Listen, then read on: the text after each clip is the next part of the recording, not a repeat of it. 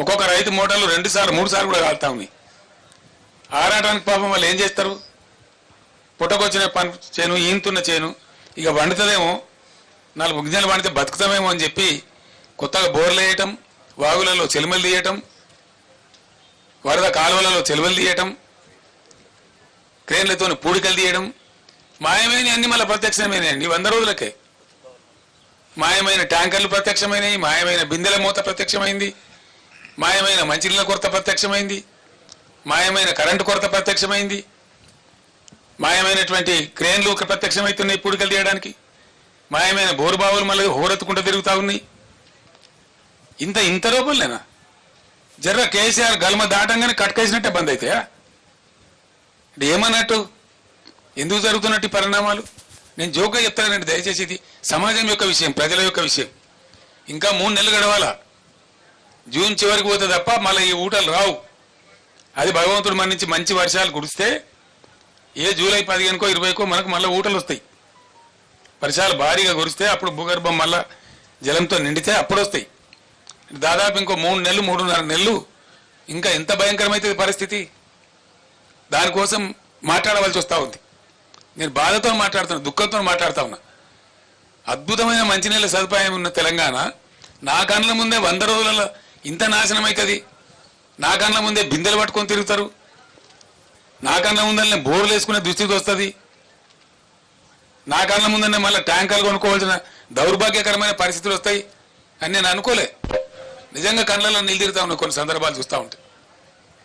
ఎందుకు షార్ట్ అయి ఉండాలండి నీళ్లు? ఏ కారణం చేసి షార్ట్ అయి ఉండాలా? What is the reason for that?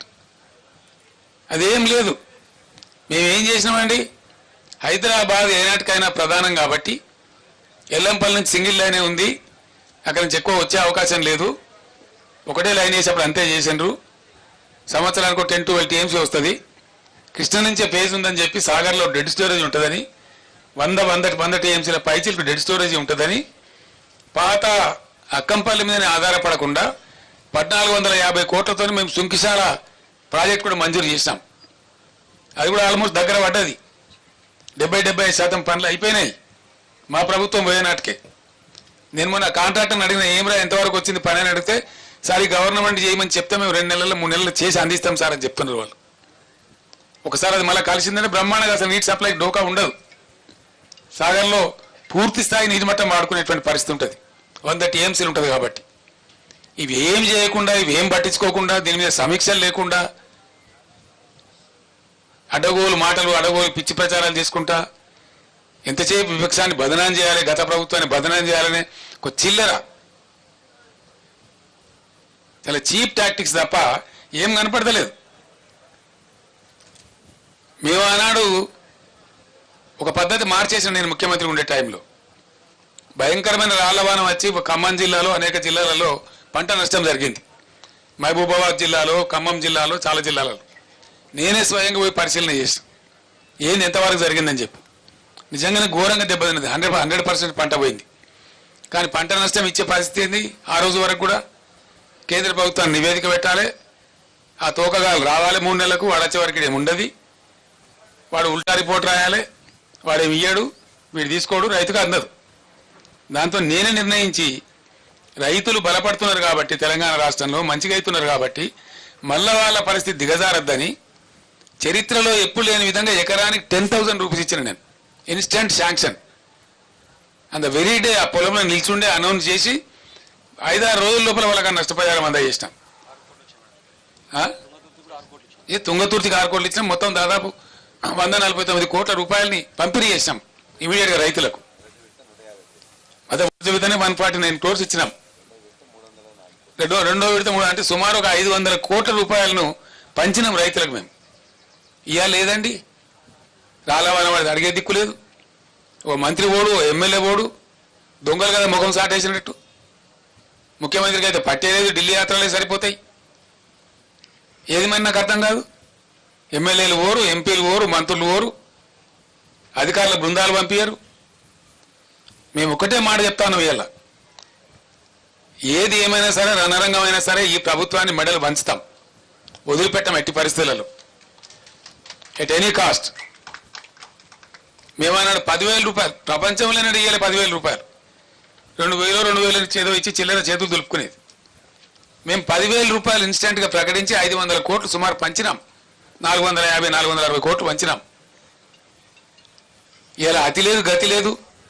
సుమారు 1,00,000 ఎకరాలలో పంటలు పోయినాయి. రాళ్ల వానలు పడి, అకాల వర్షాలు పడి, కొన్ని హోరు గాలికి దెబ్బతిన్నాయి, వర్షాలు గుర్సు దెబ్బతిన్నాయి, కొన్ని రాళ్ల వానకి దెబ్బతిన్నాయి.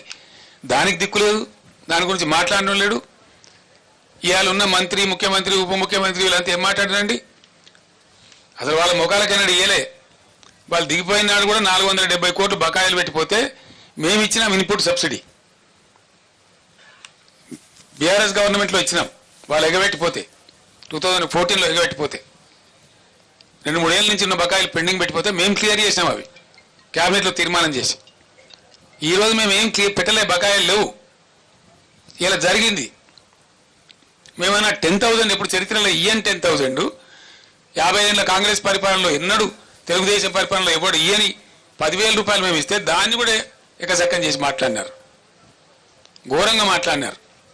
ఏ మూల సరిపోద్దండి 10,000, 20,000 రూపాయలు ఇవ్వాలి అని మాట్లాడినారు.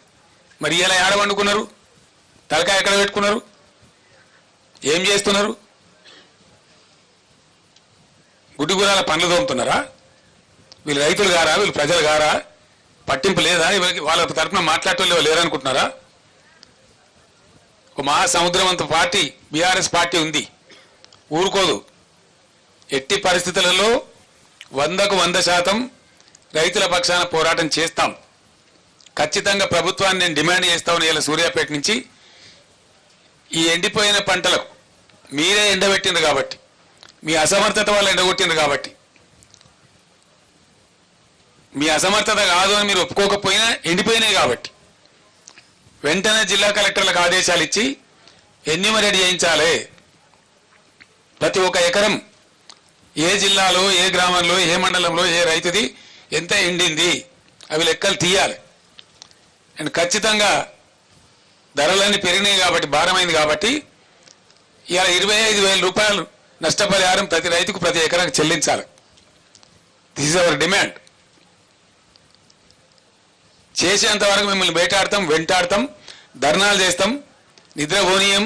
ఎక్కడికక్కడ మీ మంత్రులను, మీ ఎమ్మెల్యేలను నిలదీస్తాం. గ్రామాలలో ప్రజాస్వామ్యంలో డెఫినెట్గా అడిగే హక్కు మాకు ఉంటుంది కాబట్టి, ప్రధాన ప్రతిపక్ష పార్టీగా ప్రజల పక్షాన మాకు ప్రజలు ఇచ్చిన పాత్ర అదే కాబట్టి మేము అది న్యాయం చేయాలి. వాళ్ళ గొంతే మేము ఇవ్వాలి. ఈ రాష్ట్రంలో ప్రధాన ప్రతిపక్ష 39 ఎమ్మెల్యేలను గెలిపించి మేమేం రౌట్ కాలే. ఈ రాష్ట్రంలో మీరు ఒక్కరినో ఇద్దరినో కుక్కలను నక్కలను గుంజుకొని ఓహో ఆహా అని సంఖ్యలు గుద్దుకోవచ్చు. అది చాలా చిల్లర, చీప్ టాక్టిక్స్. అది it's a cheap political stunt which is uncared. ప్రజా